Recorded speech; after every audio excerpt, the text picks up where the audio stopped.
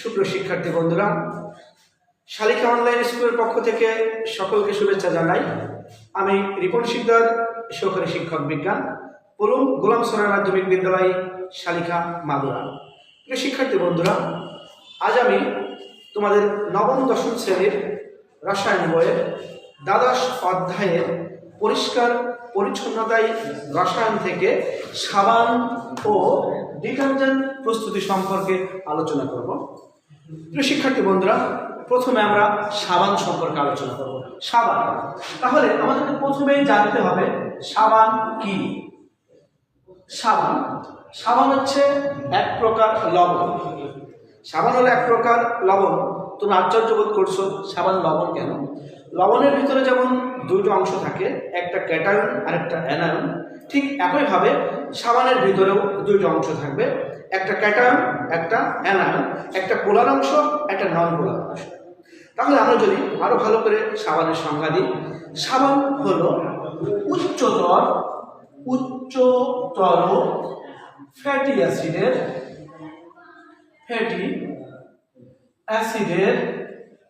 Sodium বা potassium লবণকে আমরা সাবান বলতে পারি। তাহলে আমরা বললাম উচ্চতর ফ্যাটি অ্যাসিডের সোডিয়াম বা পটাশিয়াম লবণকে আমরা সাবান বলতে পারি। এখন উচ্চতর ফ্যাটি অ্যাসিড, আমরা আগে জানবো ফ্যাটি অ্যাসিড কি। ফ্যাটি অ্যাসিড আমরা শিখছি আমরা CH3COOH, এটা একটা অ্যাসিড, এটা হচ্ছে ইথানোয়িক অ্যাসিড। আমরা আরো লিখতে পারি COOH, এটা ফর্মিক অ্যাসিড বা মিথানোয়িক অ্যাসিড। ঠিক একইভাবে আমরা লিখতে পারি CH3CH2COOH, এটা হচ্ছে প্রোপানোয়িক অ্যাসিড। কিন্তু এটা হচ্ছে ফ্যাটি অ্যাসিড বা উচ্চতর ফ্যাটি অ্যাসিড নয়। উচ্চতর ফ্যাটি অ্যাসিড হতে হলে কার্বন সংখ্যা দীর্ঘ হতে হবে। তাহলে আমরা বলতে পারি দীর্ঘ শিকলযুক্ত ফ্যাটি অ্যাসিড হলো সাবান। প্রিয় শিক্ষার্থী বন্ধুরা, সাবান প্রস্তুতির ক্ষেত্রে প্রধানত দুই ধরনের কাঁচামাল ব্যবহার করা হয়। একটি হলো তেল বা চর্বি, আরেকটি হলো ক্ষারীয় সোডিয়াম হাইড্রোক্সাইড অথবা ক্ষারীয় পটাশিয়াম হাইড্রোক্সাইড। তাহলে আমরা বাংলায় যদি কথাটা লিখি, সাবান কি? তো তেল বা চর্বির সাথে যখন আমরা ক্ষারীয় সোডিয়াম হাইড্রোক্সাইড বা পটাশিয়াম হাইড্রোক্সাইড বিক্রিয়া করে, তখন সাবান প্রস্তুত হয় এবং একটি উপজাত তৈরি হয়। সাবান এবং একটি উপজাত পাওয়া যায়। তাহলে আমরা দেখো তেল বা চর্বির সাথে ক্ষারীয় দ্রবণ সোডিয়াম হাইড্রোক্সাইড আর পটাশিয়াম হাইড্রোক্সাইড যখন বিক্রিয়া করবে, তখন সাবান পাবো, সাথে একটি উপজাত পাবো। এখন আমরা জানবো তেল বা চর্বি কি। তেল বা চর্বি হলো এক ধরনের এস্টার। তেল বা চর্বি কি হলো? এক ধরনের এস্টার। আর এই এস্টার জাতীয় যৌগ হলো এস্টারের যৌগ। আমরা এস্টার মূলককে প্রধানত আমরা COOR দ্বারা প্রকাশ করি। এস্টার মূলককে আমরা কি দ্বারা প্রকাশ করি? COOR। এখানে আর হলো অ্যালকাইল গ্রুপ। আমরা একাদশ অধ্যায় থেকে শিখে এসেছিলাম অ্যালকাইল গ্রুপের সাধারণ সংকেত CnH2n+1। তাহলে এখানে আমরা বলতে পারি, তাহলে যেখানে COOR মূলক থাকবে সেটাই হচ্ছে এস্টার মূলক। এস্টার মূলক বিশিষ্ট যে জৈব যৌগ বিদ্যমান সেটা হলো এস্টারীয় যৌগ। এস্টার মূলকে কার্বন পরমাণুর সংখ্যা থাকবে C17H35। কার্বন পরমাণুর সংখ্যা থাকবে C17H35। কারণ আমরা এখানে লিখেছিলাম n হচ্ছে কার্বন সংখ্যা। কার্বন সংখ্যা যদি 17 হয়, হাইড্রোজেন সংখ্যা হবে কার্বন সংখ্যার দ্বিগুণ অপেক্ষা 1 বেশি, অর্থাৎ 35। কিন্তু আমরা যে এস্টার মূলকটি লিখেছিলাম, এস্টার মূলকটা আমাদেরকে ছিল হচ্ছে COOR, আর আরটাকে আমরা বলেছিলাম C17H 35। তাহলে আমরা এই আর এর জায়গায় আমরা লিখতে পারি C17H 35।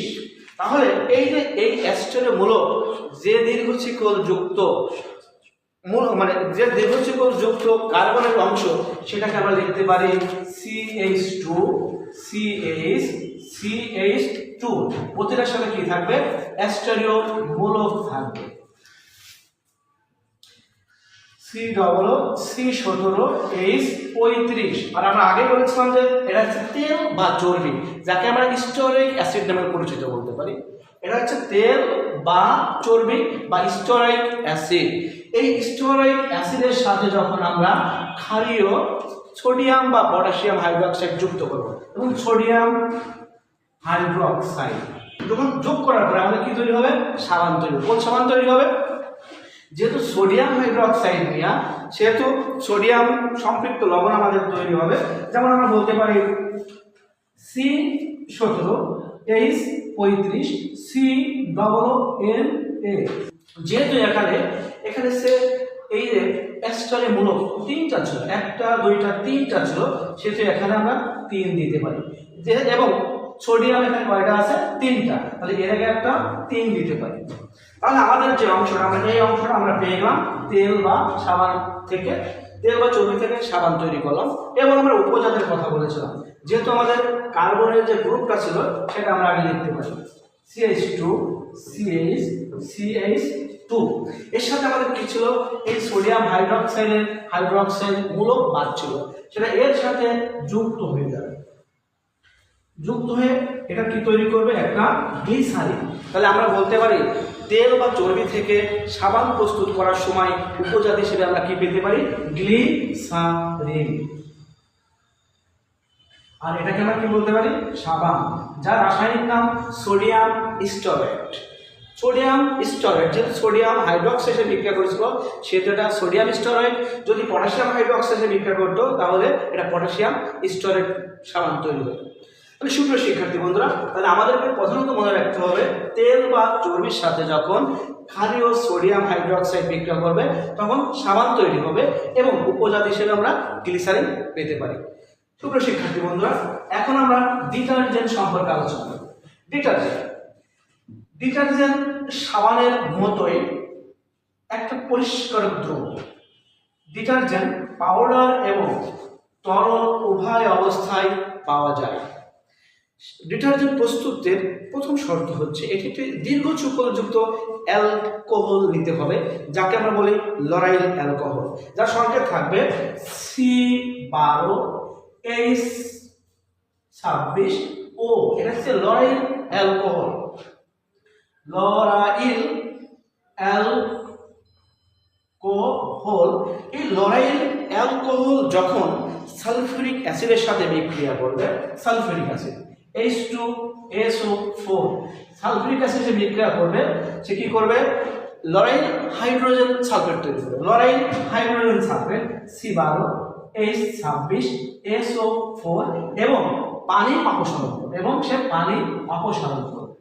তাহলে আমরা দেখলাম লরাইল অ্যালকোহল সালফিউরিক অ্যাসিডের সাথে বিক্রিয়া করে লরাইল হাইড্রোজেন সালফেট এবং পানি উৎপন্ন করছে। তাহলে আমরা বলতে পারি এই লরাইল হাইড্রোজেন সালফেট C12H26SO4 এই লরাইল হাইড্রোজেন সালফেট সোডিয়াম হাইড্রোক্সাইডের সাথে বিক্রিয়া করে ডিটারজেন্ট তৈরি করবে, যাকে আমরা বলতে পারি সোডিয়াম লরাইল সালফেট। এবং C12H25SO4Na এবং পানি উৎপন্ন করবে।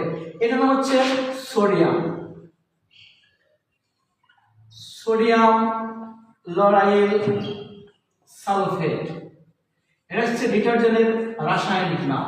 তাহলে সুপ্রিয় শিক্ষার্থী বন্ধুরা, আমরা শিখলাম এখান থেকে লরাইল অ্যালকোহল সালফিউরিক অ্যাসিডের সাথে বিক্রিয়া করে লরাইল হাইড্রোজেন সালফেট এবং পানি উৎপন্ন করবে, এবং উৎপন্ন লরাইল হাইড্রোজেন সালফেট সোডিয়াম হাইড্রোক্সাইডের সাথে বিক্রিয়া করে সোডিয়াম লরাইল সালফেট, যা ডিটারজেন্ট নামে পরিচিত, এটা উৎপন্ন করবে।